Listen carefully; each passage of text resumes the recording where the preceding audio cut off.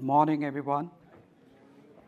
Thanks for joining us as the first session for the day, at least for us and for you as well. So thank you. Thank you for coming in. Really excited to share what we're going to talk about today and what we're going to share with you. Before we get started, just want to see a show of hands. How many are seeing me for the second time? I did session 1 yesterday, and I want to know, awesome. That means I know what, I wanted to tailor my content accordingly while I'm talking about it. So great. Once again, welcome. I'm Zaki, part of Microsoft Teams Engineering, and what myself and my team does is we work with strategic customers. Some of you are here already across the globe, and we help them take Microsoft Teams beyond calling, meeting, and chat, right? So we try to understand their business processes, their programs and projects that they're managing, their personas in their organization, and then we figured out, okay, how would Teams become your, we don't want it to be the single tool that you use, but the most important tool that you would go to get things done. And that is what we're going to be covering, what that really means.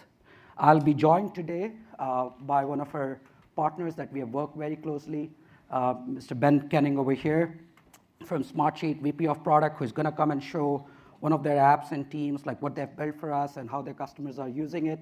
And then we'll spend some time talking about how do you manage this at scale.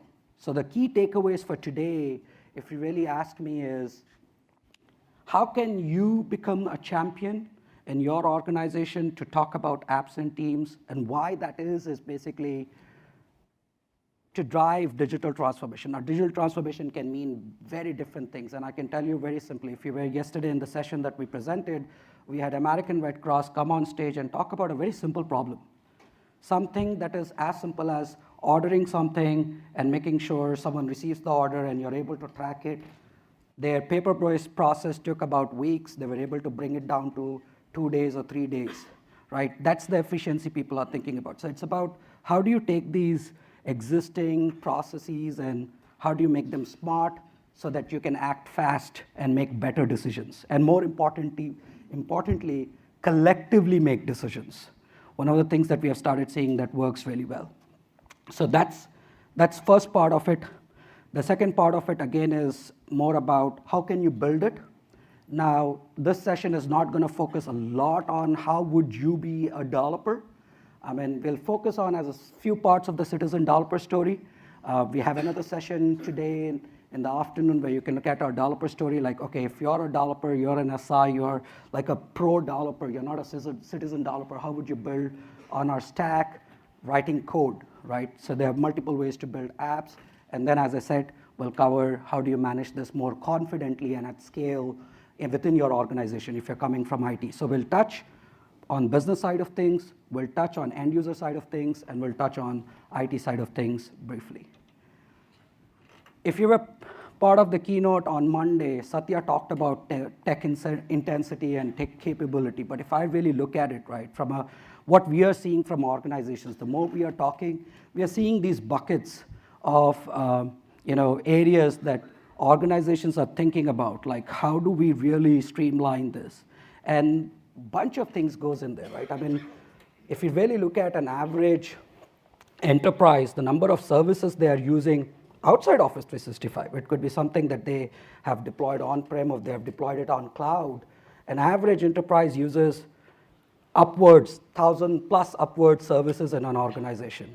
And if you come down, if you look at user level, a typical user is using anytime, give or take, consciously or subconsciously, because they don't see things, because they're behind certain experiences, about 50 plus services, which is not aware to them. Like, I don't know, when I go file my leave request, that entity can go across multiple systems without even me knowing it. But I have generated an entity and I'm the owner of that entity. So that's what is happening. So tech intensity that's where I think for IT and businesses, it gets important. The other side of things, if you look from an end user perspective, right, for a business to be successful, If you ask of all the things, the most important thing that comes out, I mean, whether you're in healthcare, whether you're in retail, whether you're in manufacturing, whether you're in information space, what is becoming critical these days, and we have talked about it a lot, is basically attention. And attention is so critical now, like for people to be able, for businesses to deliver their results, they want their people to be focused. And for people to be focused, for folks to make it real, they need to be attentive. They need to be attentive in terms of listening, in terms of doing, in terms of collaborating. So that's where the thing that comes down to. And if you look over here, like about 61% of the time is spent on routine tasks, which means there is a need for automation over there. Need for process automation, need for intelligent automation. That's the key thing that I want you to take away, that you could do a lot of this. You could take something that is in your business, in your projects, and you can turn them around into processes. And more importantly, while you're doing this, doing it smartly. Now, that doesn't mean that everything has to be in teams. There are things that I would recommend not having in teams as well at the same time, is basically context switching. You want to do things, but I have to go to this site and that site and this site just to make sure the process is working, right?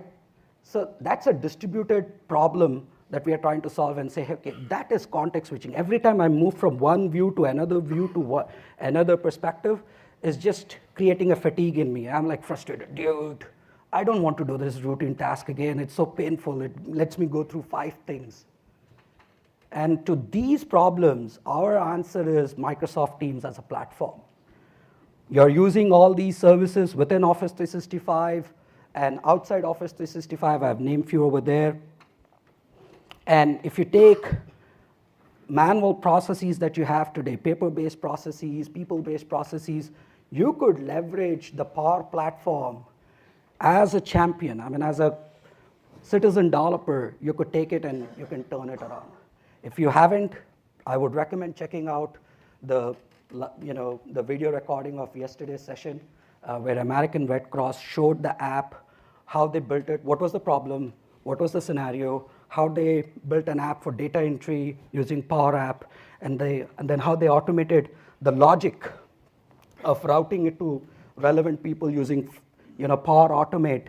And then all that once is happening, how I track it, what's the way to measure it, and every scenario needs to be a closed loop scenario, right? You have to close the loop. So what's happening there? So they were able to use Power BI. And they were able to combine this all in one team. So now when I go in, the supply order person, a manager, or someone who is in the field delivering that supply, they don't need to go to 4 or 5 different tools now. We talked about Power Apps, we talked about Flow, we talked about Power BI. They were able to just go into the team, into the channel, and they were able to use it. It was as simple. And the feedback they started getting was really, really interesting. They're like, okay, this is solving. I just need to have my Microsoft Teams on my mobile, or I need to have it on my desktop, and I'm good to go.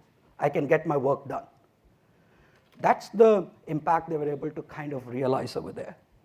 Now, if you take the Power Platform and you take your processes and your data and you bring it into Teams, you're actually doing a few things. You're connecting people so that they can have conversations around the data that's there in your systems or you're generating, and be able to take decisions on it. That's what it is turning out to be. Here, I would like to just walk through a complex scenario, a multi-turn scenario. Very simple, customer support. We can call it very different way. Customer could be internal facing employees, or it could be someone who we are selling to. And the loop is pretty simple. I want to find a resolution for a problem that I'm facing with a product or a service. Typical scenario, right? Whatever you suggest me as a SOP or a KB article doesn't seem to be working. I need to escalate this. I need to create a ticket. I create a ticket, and then the ticket gets routed to the right service agent or service engineer or service manager who's going to resolve it. And the service engineer is going to say, I'm able to manage my work. That is what we're trying to do over here. This is in 5-step the scenario. And what I'm going to be showing you next is a set of visuals. Basically, these are things that our customers are already doing. So what we have done is I've taken the abstract of it, and I'm showing you how you could do it, and what would that experience look like. Let's quickly look at, so I have a Contoso as an app, and this app is a bot, by the way. And I've signed in with the bot, no-brainer, conversational UI. Chatbots have been there for years now, decades now. And you have done this on Skype for Business. You have built bots for Skype for Business. Some of our customers are just bringing that to Teams and just upscaling the experience in there. The same bot, in terms of the adoption they had on SFB versus on Teams, it's very different now. They feel more excited. Their projects are getting a new life there, whatever they have invested in. So you're not redoing stuff. So I'm looking for, in this case, let's say I'm Andrew, and I'm looking at, hey, I have this issue, laptop screen flickers, blah, blah, blah. Now the thing over there is the chatbot underneath is using natural language. It's able to figure out what your issue is and able to recommend me what the possible solution is. It's searching my KB articles. This data can sit in ServiceNow. This data can sit in Zendesk or Freshservice, whatever customer service, ITSM tools you're using behind the scenes. It could be some other tools. It could be as simple as a wiki. You'll be very surprised, like when we walk into organizations, a lot of the time, I'm talking about large scale or small SMBs, we have seen effective SOPs or effective knowledge bases are just maintained in SharePoint as a list, or maybe as a wiki, or as a Word document, or as an Excel file. Because it's much easier, I pin it, I share it, they're able to drive it, and they're able to update it much. So you could use any data source behind the scenes for this. So this is just pulling up and saying, hey, looks like this is your resolution. It's using something called adaptive card over there. So while I'm walking the scenario, I'm calling out these capabilities as well. We have seen a bot. This is a bot in a personal context. I, as a single user, is able to use it. Andrew, my friend, is not able to see it. Mark, my friend, is not able to see it. It's just me chatting with the bot in a personal context. It gave me a solution. And I'm like, okay, let me see more of it. Let me go through the entire thing. This is where we spin up and we open a dialog module that, from a developer perspective, we call it task module. I can look at the article a little more, in length. And if I don't feel, that provided me all the information I need to learn more, I can click show more button, and it takes me to a tab now. This is like a static tab that's there in the personal scope. And I can look at the entire knowledge base over there. I can see what's there, and you can pretty much use your own web pages. Some folks just bring their Word document, pin it over there as a tab. There are a bunch of ways you can enable this. So you don't have to recreate. You can repurpose some of the stuff that's already there. Now, this is long form reading. I'm on desktop, I can read, or I'm on mobile, I can read. It's a long form reading, right? That's where you would use a tab experience. I come back, and I say, I'm still not convinced that is the solution. It's not working. Whatever the recommendations were there, it just didn't work for me. I want to go ahead and create a ticket for this. I go ahead, create a ticket. Again, the task module opens up, and now I can enter data, right? I can fill in details of what issue I'm facing, it might ask me some summary and stuff. What is the priority for it? Is high sev, low sev, P0, those L0 queries. So that is what I'm defining the priority and severity for me as an individual. Now, this is great. It went ahead, it talked to the backend, and it was able to, file a ticket. If you're using ServiceNow behind the scene, like in your organization, there is ServiceNow virtual agent that allows you to do the exact scenario we talked about. You could pull up and install Now Virtual Agent. Your IT needs to do some connection between ServiceNow and Office 365, and it should be good to go. With that, we are looking at a different scenario now. I created a ticket. There's a team that is managing all service tickets that are coming from employees internally. And this is a team with service engineers and service managers over there.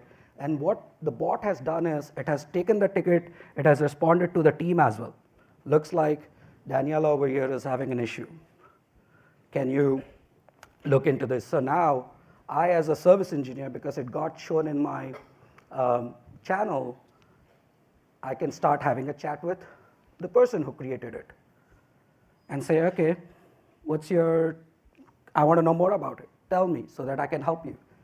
And in that process, I figured out there is a better or much updated SOP or KB article I can share with Daniela over here who created the ticket.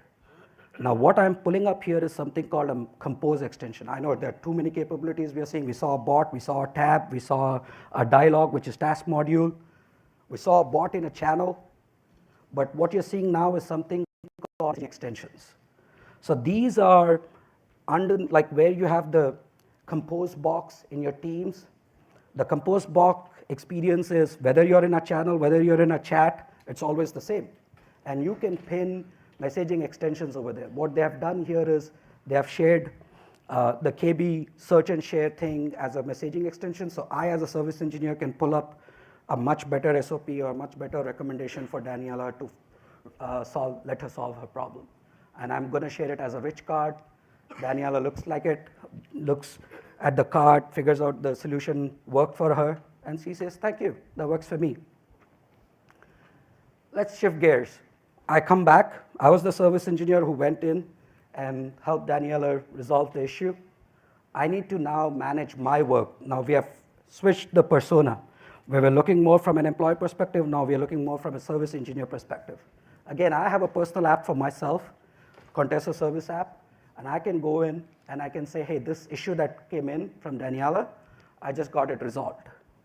So I can fill in, mark it resolved, and I can save it. And the entity, the system of record, whether it is getting managed on ServiceNow, Freshdesk, and Freshservice of Zendesk will get updated. And then I can also look at my work backlog, right? How am I progressing? How is my team doing? If there are a bunch of service engineers and service managers there. This was an entire closed loop, what we call multi-turn scenario. Multi-turn because there are multiple actors involved, there are multiple steps happening. It's a complex workflow, right? But you're able to realize it in teams. I mean, imagine if two different personas were in two different places trying to do two different things, they wouldn't have had the faster resolution time. A lot of our customers have started seeing like Teams as a way to get faster resolutions, resolve, reduce the cost for L0 queries. A lot of the time they say, hey, we just get tickets created for things that are so simple and they are already documented. How can I get my workforce to focus on critical things rather than the mundane things? And the bot has turned out to be a great drivers over there, chat bots, conversational UIs in Teams. That's pretty much a multi-turn scenario. Now, a lot of the scenario, like whatever we discussed there, right? We talked about customer service. You could do onboarding, employee onboarding. You could do pulse surveys. If you're a HR organization, you want to know how your employees are feeling. There are a lot of these scenarios, and for each scenario, you could use different apps. Something that you're already using. A lot of the apps that we have in our store today, they're already apps that our customers are using within their organization. You can ask your IT and say, hey, for which apps do we have AAD enabled? Which apps do we have whitelisted in our tenant? And they can then enable that for you in Teams as well if you don't have them enabled. And speaking of apps and partners, next I would like to invite Ben on stage to talk about Smartsheet. How do you do work planning and work execution? Over to you, Ben. And while Ben is coming and setting up he's going to show us the demo, live demo, let's look at what Smartsheet is really about.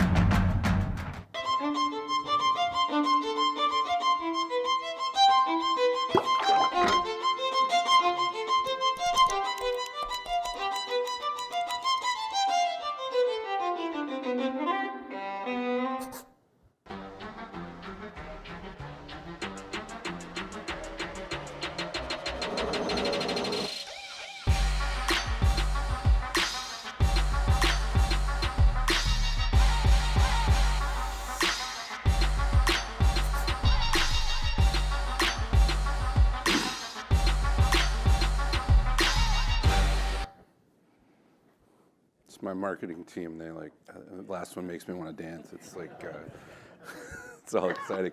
Hey everybody, I'm Ben Canning. I work at Smartsheet. I used to work on Teams actually for a long time, so it's kind of good to be back here. Yeah, at Smartsheet, we empower everyone to improve how they work. We are the leading work execution platform on the planet, and Teams and Smartsheet working together is a fantastic way to get things done and to avoid that kind of context switching that Zaki was talking about. So I'm gonna not have any slides. I'm just gonna show you sort of how do we actually do this in Teams and Smartsheet working together. So here I am in Teams, and we are, you can imagine in this scenario that we're an IT team that does, consulting for business units. They submit projects to us. We need to manage a whole bunch of projects. And we live here in Teams. That's the way that we converse with each other and track what we're gonna do. One of the things that we do a lot is we need to keep track of all of the work that's going on. And we use Smartsheet to do that. All of our work is, and projects are tracked in Smartsheet. And one of the things that we look at every day pretty much is the Smartsheet dashboard that we have that tracks all of the available consulting hours that we have, who is assigned to what project, what are the status of all the requests, all of the projects that we're working on. And the nice thing about this is that this is all driven live from Smartsheet. So as people are out there actually doing work and ticking things off in their Smartsheets, this dashboard is dynamically updated. So gone are those status meetings where you sat and looked at a PowerPoint that was 2 weeks old. You're actually sitting here live making decisions in real time. Another thing that we do is, of course, take intake requests from our business partners. And one of the great things that you can do is build a form very easily in Smartsheet. We have a great forms capability.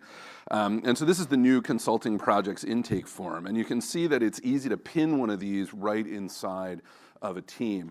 And the nice thing about the forms and everything that I'm showing you with Smartsheet here is that you don't have to actually be a Smartsheet user. So anyone in your organization can get to one of these forms and use it to submit a ticket to IT without having to know anything about Smartsheet or be a Smartsheet licensed user. So it's really easy to sort of democratize across your organization. So for the sake of the demo, let me go ahead and create a new super secret project for Microsoft. And our sales rep is this guy named Howard Crow, and we want to close this by the end of the month. And I'll go ahead and submit that, and it's now been submitted into the system. And so as soon as I did that, that project is now going to show up on my project list. And this is Smartsheet, the sheet itself, and you can see that that new super secret project that I just created has now shown up on my intake sheet. Let me go ahead and blow this out a bit. So this is the full power of Smartsheet inside of Teams. So I don't have to context switch away to see the work that I'm doing. You can see here that you've got the full sheet of projects that we're working on. I can format, edit, do whatever I need to in here. If I want to look at this in a card view presentation, maybe move things around to different approval statuses or look at it by who's assigned to it, I can do that very easily. We have a complete scheduling engine inside of Smartsheet, so if I need to look at it in a Gantt view, maybe make dependencies between things or see how things are laying out over the schedule, I can also do that here in Smartsheet. The other important thing that we can do is drive process automation. So I'm going to go here and assign project manager to this new project that's been set up. And what I've done in Smartsheet is I've set up an automation on this page so that any time a manager is assigned, that's going to kick off an automation that starts an approval process. And you can see here that the Smartsheet bot for Teams is notifying me that, hey, there's a project that's been submitted for approval. So I can go ahead and click that, and again, without having to leave the context of Teams, I'm getting notified that, hey, there's an approval request for this new project that's been submitted. And I can open the approval form right from there, see all of the information, and approve or deny that request very easily. So I'll go ahead and approve that guy. And now let me show you a couple other things. So if I come back here into Smartsheet in the browser, one of the things that you often need to do with a project is have a conversation about that work. And Teams is a great place to have those conversations with your team about what's going on and have meetings and so forth. But oftentimes you want to have a conversation about that particular task. And sometimes if you have that conversation inside of a channel, it can get lost. Somebody who takes over the task later on doesn't have the history or the context of that specific information. So Smartsheet has the ability to have conversations in the context of your work. So I can go ahead and have a conversation and a threaded conversation with my team about this particular work item, and that information is always going to stay with that work item. So from an auditing perspective, I have that history right there on the item, always easy to find. But of course, we want to make sure that those two experiences work well together between Teams and Skype for Business. So, so one of the nice things that we have in Smartsheet is the ability to @mention people. And so I'll go ahead and @mention myself and say, hey, did you follow up with the customer? When I go ahead and send that, what you're going to see in a second is that I'm now getting a notification in Teams that I've been mentioned on a comment. So Smartsheet is telling me in the Teams context that I've been mentioned on this comment. So if I'm living in Teams and my colleague is over in Smartsheet and saying, hey, I need you to follow up on this task, we can comment on the individual task, but I don't have to context switch out of Teams to get that notification. And very soon I'll be able to just reply to this chat right from within Teams to go, and that chat will go back into Smartsheet. So you have a permanent record on the item in Smartsheet, but still can use the Teams interface to perform your chat so that it's a much easier to understand user experience. And the last thing I want to show you is we talked about automations, and I showed you that automation firing off. And I want to show you sort of how easy it is to set those things up in Smartsheet. So here I am in my Smartsheet, and you can see we have forms menu here and an automation menu. So automation and forms are built right into the sheet. It's very easy to create them. You don't have to go out to some other product to do it or write code.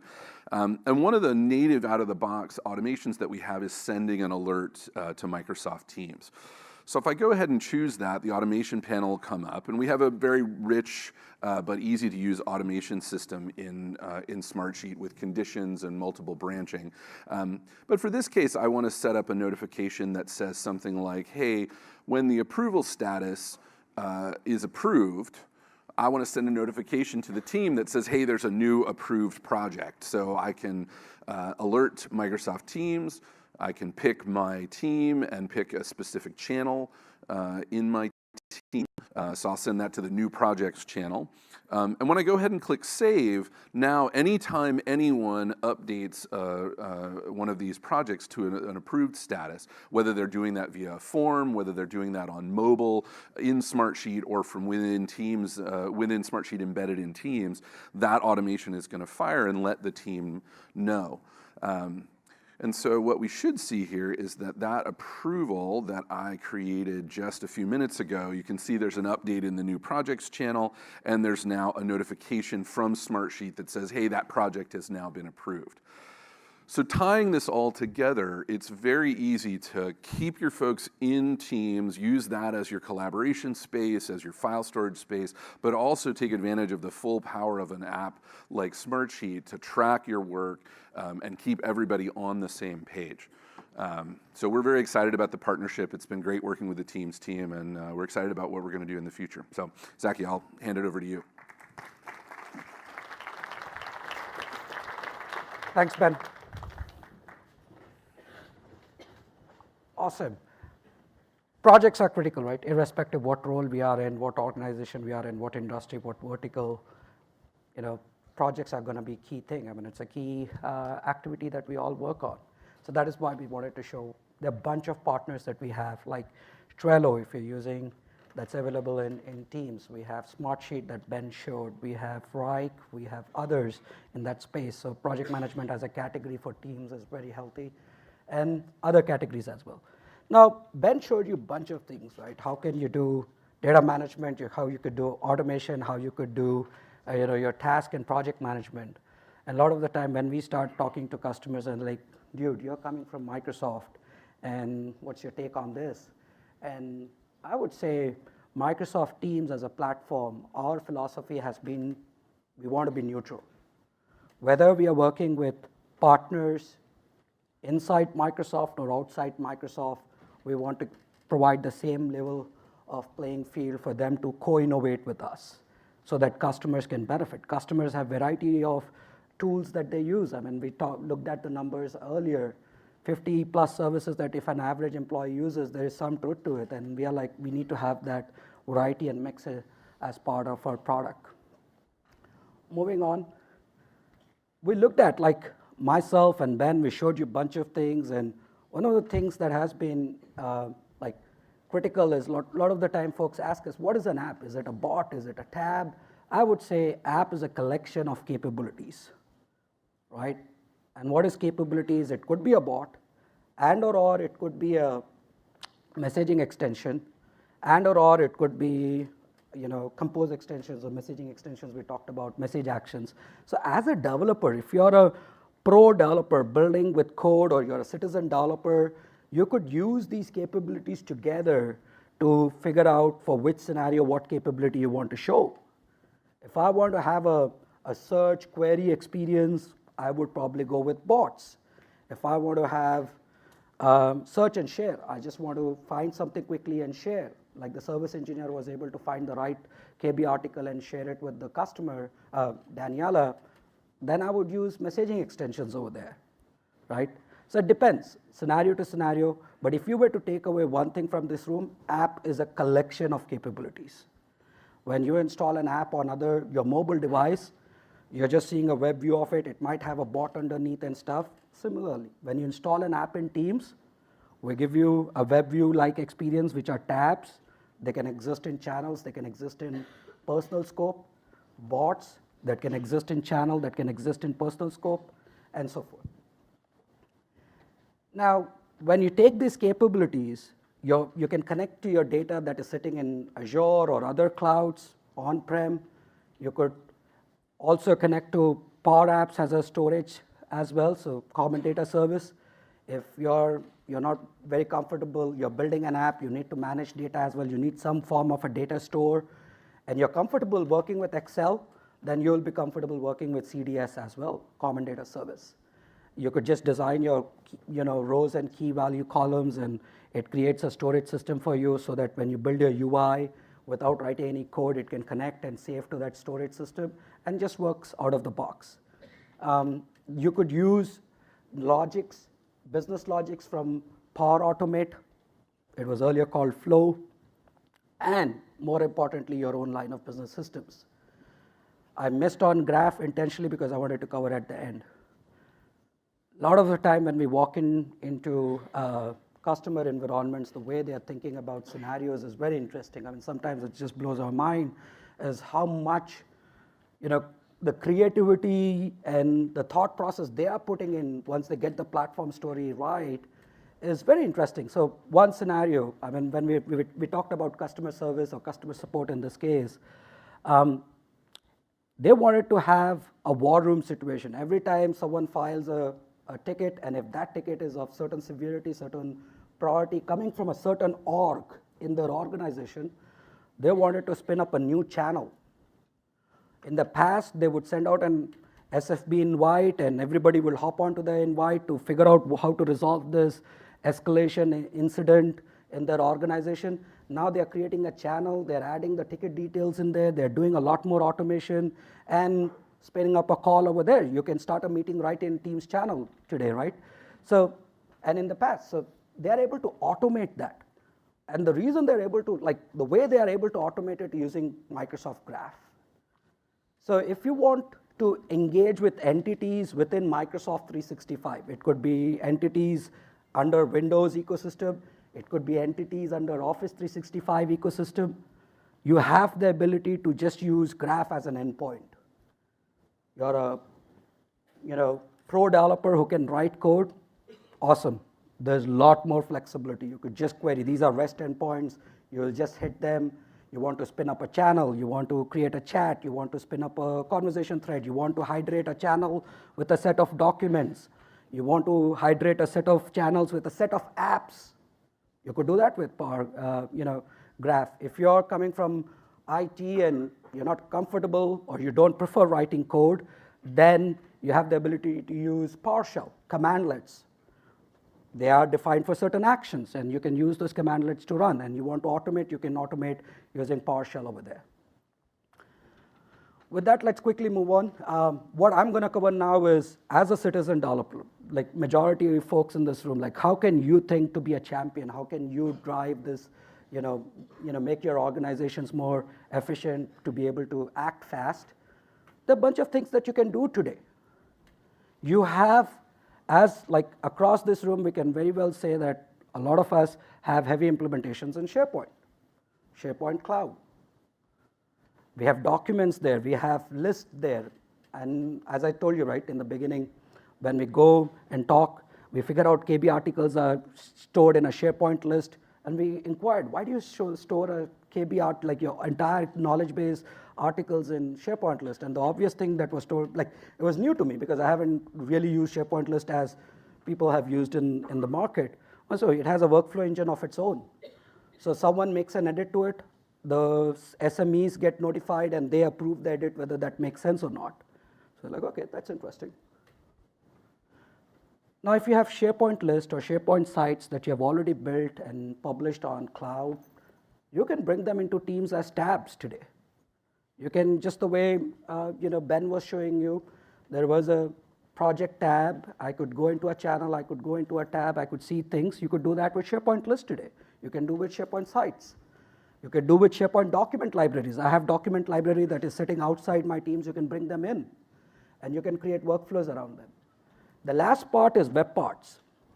If you're a developer, this is more from a pro developer perspective. If you have went ahead and built SharePoint-based apps using SPFX framework version 7 onwards, you can bring those as it is into Teams. You just have to do some packaging work. But when you bring it, you don't have to write code to manage identity in Teams.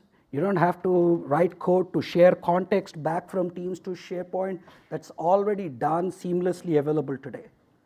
So if you have already built web parts, you're free to bring them into Teams as tabs and both in personal and in channel conversation. Power Apps, no-brainer. I mean, for a while we have seen customers gone ahead, like today a good amount of customers that we speak to, they say we have Power Apps investments, we want to bring that into Teams. American Red Cross was one of them, right? If you were there yesterday, and I would still recommend check out the video. So that's a powerful story. As a citizen developer, I don't know to write code. I can drag and drop. If you can do PowerPoints, you can build a Power App. That's as simple as it is. You don't have to, there are components in there. Like I want to show the user profile pic, whoever is using the app, you don't need to write code for it. There are components in it, you can drag and drop. And once you get the Power App built, you can bring it into Teams, just add it as a tab. So I can go in, Ben has showed the form where you could put in a new project request. You can automate that as well you can do the same thing with Power Apps as you can do with other partner apps as well. You want to bring analytics, all this data that you're storing, and you want to share your insights with your customers internally or with your team members, you can use Power BI. Build a Power BI report, as simple as doing charts in Excel, bring it in. It can get as complex, like you can write your own queries, but then that's a way to share insights. That's a tab, that's visibility. I have seen in our conversations a lot of execs getting excited about Power BI.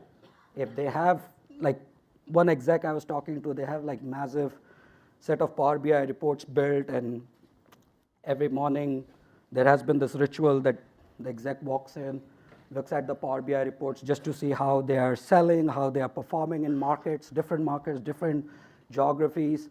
And he had to then take snips. If something caught his attention, he had to take snips, attach it in an email, send it, and then his EAs or his chief of staff used to follow up on those.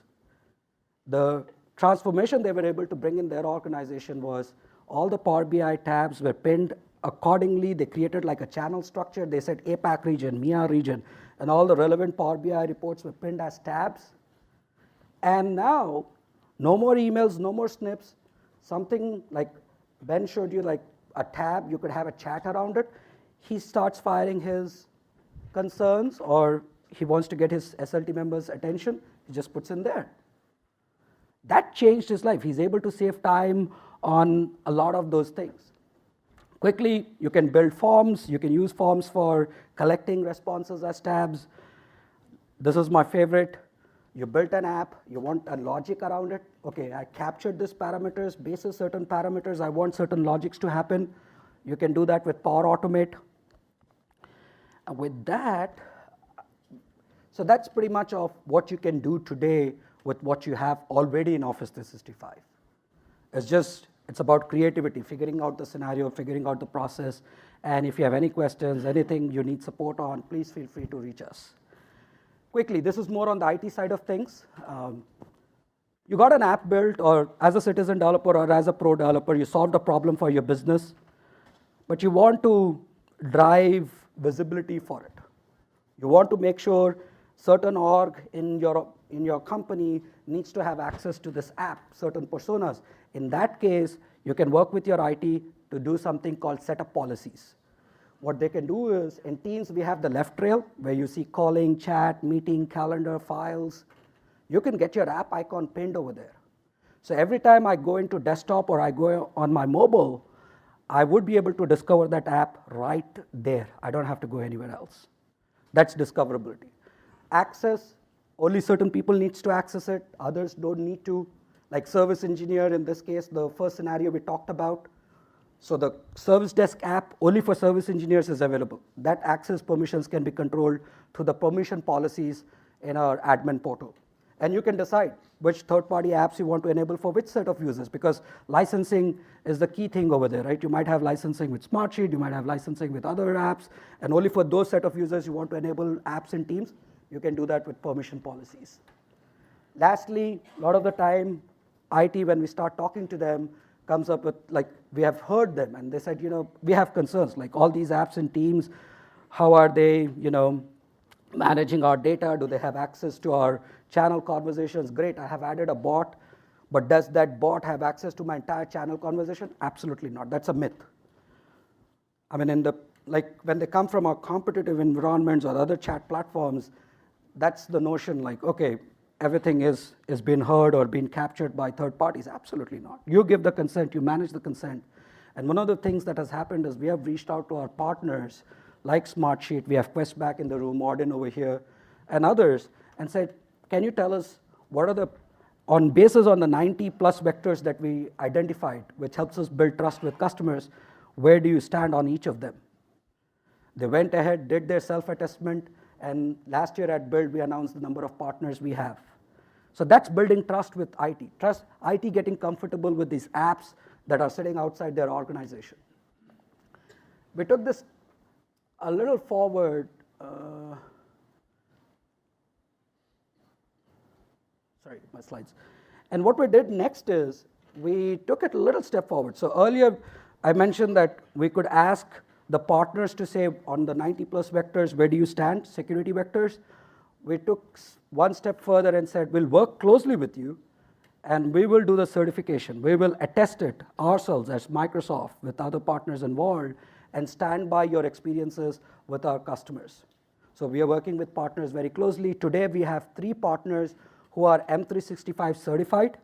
Teams was the first pilot, which means these apps, they've gone through penetration testing, operational testing, security testing, stress testing. There's a bunch of areas that we have, Microsoft working with the third-party industry leaders test them and validate and say, we can stand by these set of partners already. And this thing, we're working actively to get more of partners into the program. With that, it's a wrap from my end. I hope it was something that you can take away and build upon.